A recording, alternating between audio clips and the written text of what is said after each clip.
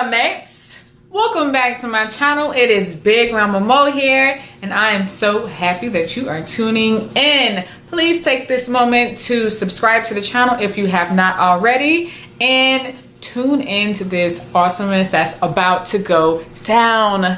First of all, please go ahead and hit that bell so you can ring the bell and get notified when we do new videos on this channel. Right now we are doing a 30 videos in 30-day challenge, so that means there's going to be new content every single day. So please hit that bell so you can get notifications. You can ring my bell, ring my bell, da-da, bum bum bum.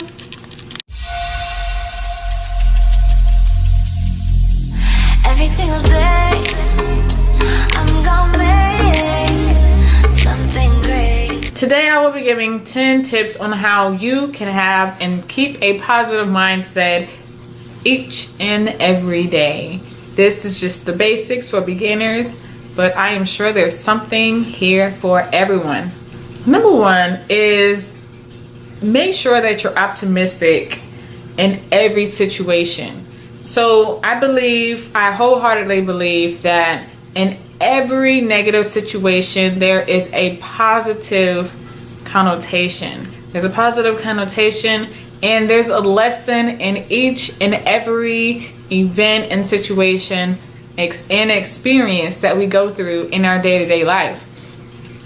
We have to take the time to feel and know what is happening right now is in divine timing, and it's happening to us for a reason. Lessons repeat themselves over and over and over in life until we decide to listen to them. So it's up to you to dig deep and figure out why the same things are happening to you over and over and over again. But once you do figure this out, you're on your way to keeping that positive mindset. Always stay positive regardless of the situation, because those negative thoughts and those negative ideas seem to get us in a downward spiral, which creates even more negativity. You are what you focus on. Got it? Okay. Number two, make sure that you're creating and cultivating the environment that you would like to be productive in. Your environment is a major key in life itself. What you put into your mind, what your mind and your subconscious absorbs, is what's going to basically create what your outer. What's inside is going to come outside. You know that old saying, what's done in the dark comes to the light? That always happens. Remember that your energy is sacred. I always say that you are energy. Everything around you is energy. So that means that you are the creator of your environment and your energy. Be mindful of the things that you let in your subconscious. As I said earlier, the people that you hang around, are they negative or positive? Are they building or are they destructive? Internet, the magazines that you watch, videos that you watch, negative videos, pornography. If you're watching pornography, cut it out. Sometimes cutting negative people out of your life can be the most simplest thing to get you back on that high horse and have you riding in no time back into your positive land of awesomeness. Okay? In your positive land of awesomeness. So make sure that you're creating what you desire. Have those positive thoughts in your mind about the environment that you wish to have. Do you wish to be around people that are so positive, business-minded, people who are always going after what they want? They don't have time for any negativity or any bickering. They do what they have to do, and they strive hard to get where they need to be. They take the high road at all times. At all times. 3, take things slowly. We're always rushing. We're always catering to other people. I say this all the time. Take the time to slow your process. Slow your process, slow your mind, slow your thinking process. Sometimes we're just thinking about so many things at one time. Thinking about next year, we're thinking about 5 years from now. Sometimes it's easier and it makes more sense to just relax, slow down, and take a breathing moment. We do not want anxiety to rule our lives, okay? So slow down and take your time, but do not procrastinate in this moment. A few ways to complete this is to calm the mind by relaxing, going for a jog, going for a walk, meditating, doing yoga, or any hobby that makes you feel relaxed and happy inside.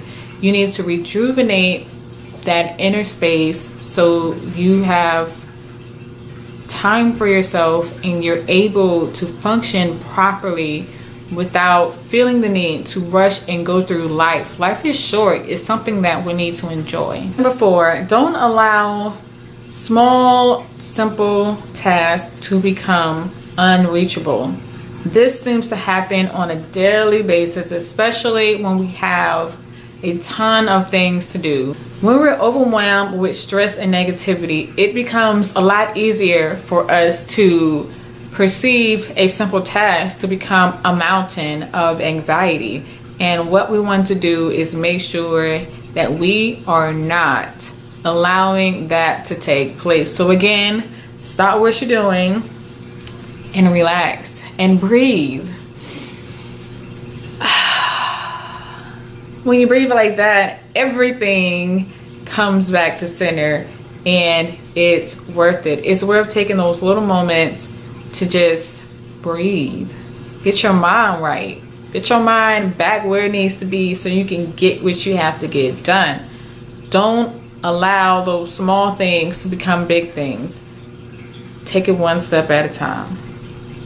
Number 5, don't allow your fears to hold you back. Remember, what you're seeking is seeking you. There are seasons in our lives where we simply outgrow our environment. And this means you gotta go bigger and harder, which means you're gonna have to break out of that comfort zone and do what you have to do, because fear is nothing else but false evidence appearing real. It's not real.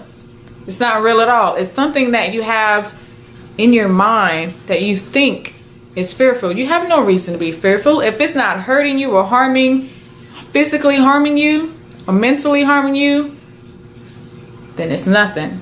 It's nothing at all. Don't allow fear to hold you back. Do the things that scare the entire shit out of you, okay? Do it.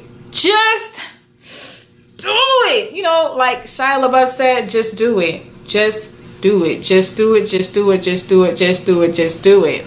There's no reason for you to hold yourself back, because 9 times out of 10, the reason why we don't do the things that we want to do is because we create that false evidence appearing real in our mind, and it has us thinking that we can't do something, or what if I do this, and what if there's consequences? So what? The most important thing that you have to realize is, what if you don't do it? What if you don't do it and you stay in your comfort zone? Then what happens? What happens when you're in the same spot 10 years from now that you are today? That means there were absolutely no growth. And what did you do? What did you do? What did you do? Like, I'm trying to figure it out because it doesn't make sense. Fear blocks you. Fear blocks you. Fear is something that needs to be controlled. Don't let it control you, because you are the author and the creator of your own life. So know that and stay true to yourself and break out that comfort zone. You see, I've worn these shoes before many times, and I can tell you for certain that it is not fun breaking out of your comfort zone. It is not fun killing fear, like letting fear know that it has no place in your life whatsoever. Like, it doesn't live with you anymore. You guys are no longer roommates. No longer roommates. It has to go. It has to go. Fear has no place in your life, period. So now you have two options.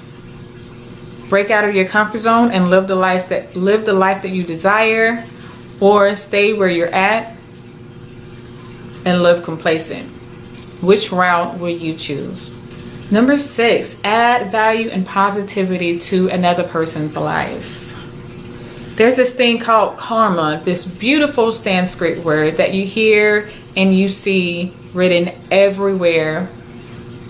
Social media, in books, online, in articles. But basically the concept of karma is what you put out is what you receive, which kind of goes along the lines of energy. What you put out is what you're going to get. So if you're thinking negative thoughts, then you're going to have negative situations arise in your life. But when you're thinking positive thoughts, guess what happens?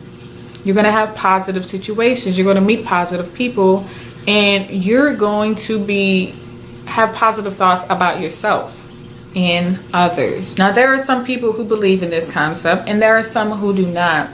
But the bottom line of the subject is, what you seek is seeking you. It's absolutely true. And one of the most valuable things out there is simple, very simple concept. What you want wants you.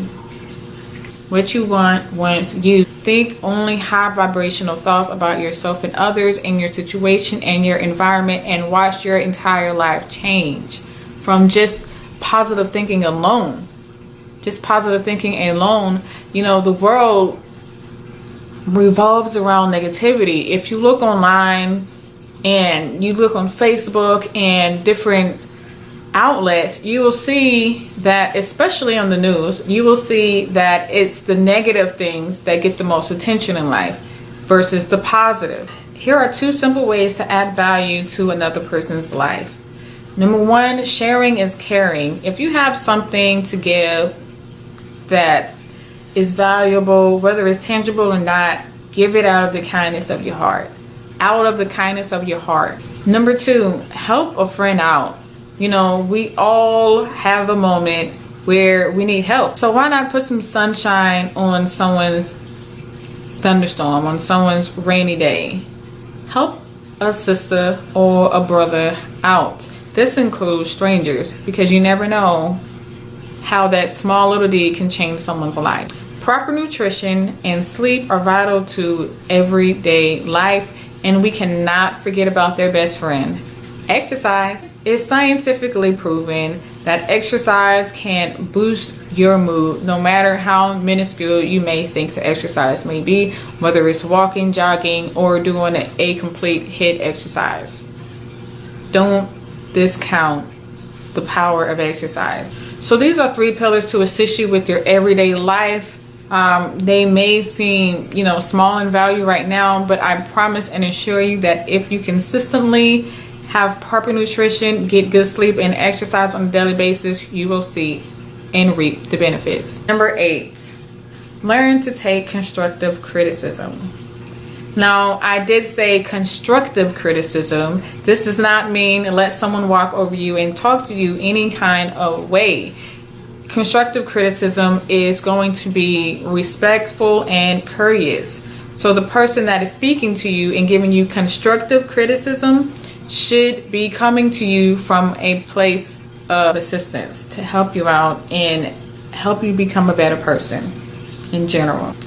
When you're receiving constructive criticism, don't take it personally. When done correctly, the person giving a constructive criticism is trying to help you in a situation. Do not take it personal and let your emotions take over, because this will prevent you from taking in and really hearing what the person is trying to say and the point they're trying to get through to you. Pride and ego are 2 personalities that will not do you any justice at this time. Leave them at the door so that you're able to truly hear and listen what the person has to say. This will allow you to evaluate if the information is relevant and value to your life and offers you the opportunity to make changes accordingly. Is a situation that you've recently gone through still bothering you? If the situation is getting under your skin, it may be time to go ahead and try to resolve the situation with the person. If that is not an option, then talking with a close friend or family member is always great. Make sure it's someone that you can confide in. The next option is to write. To write down your thoughts and feelings about the situation. You could write a letter to the person and not give it to them. You can just write down your thoughts. And the best thing about this part is no one is going to see it, no one's going to know about it, and you're able to keep that information confidential and just between yourself. So it's awesome that no one has to know and you're still able to heal and get over the situation at hand, which is awesome. 2 thumbs up. Number 10, start your day with positivity. It's always great to start your day with the attitude of gratitude.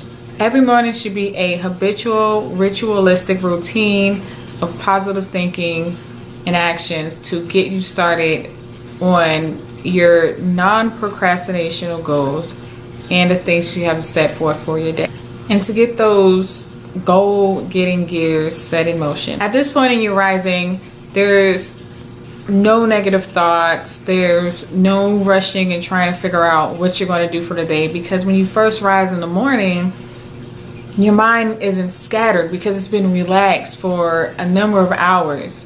It isn't until we train our mind to start that ritualistic set of thoughts. It wasn't until we taught ourselves to make this a habit that these things started to come into place. So now that we know this, we can take the time to create a different habit every morning, a different habit of positivity and creation to create our day. A good beginning point is to state your affirmations in the beginning of your morning. Take a look at your goals and do a little exercise to start your day. This is proven to start your day on a very positive note.